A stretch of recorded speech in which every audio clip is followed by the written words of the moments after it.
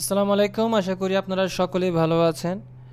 So আজকের ভিডিওতে আমরা শিখতে যাচ্ছি যে কিভাবে আমরা ডকুমেন্টে স্পেসিফিকভাবে পেজ নাম্বার দিব। আপনাদের অনেক সময় এরকম হয় যে এমএস ওয়ার্ডে আপনারা প্রথম পেজে পেজ নাম্বার দিতে চান না, বাট আপনাদের ইচ্ছা হচ্ছে না আমি প্রথম পেজে না সেকেন্ড পেজ থেকে দিব বা থার্ড নাম্বার পেজ থেকে পেজ নাম্বার স্টার্ট করব, সেটা আপনারা করতে পারেন। তো সেটা করার জন্য আমরা কি করব দেখেন, এই যে প্রথম পেজ এটা আমি বাদ দিব। আমার ইচ্ছা হচ্ছে আমি সেকেন্ড নাম্বার পেজ থেকে পেজ নাম্বারটা স্টার্ট করব। তার জন্য আমাকে ক্লিক করতে হবে পেজ লেআউটে।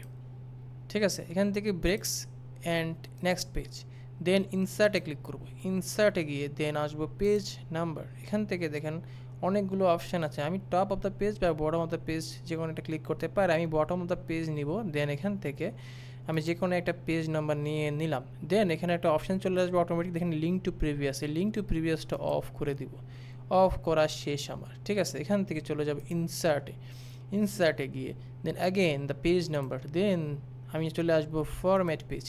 ফরম্যাট পেজে আসার পরে এখান থেকে স্টার্টেডে গিয়ে 1 অ্যান্ড দেন ওকে। ঠিক আছে, এখন আপনারা যদি দেখেন আপনাদের প্রথম পেজে 1 আছে, দ্বিতীয় পেজে 1 আছে, দেন 2 3 এভাবে স্টার্ট হচ্ছে। সো প্রথম পেজে যে 1টা আছে এটা আপনারা এখান থেকে সুন্দর করে উঠাইয়া দেন।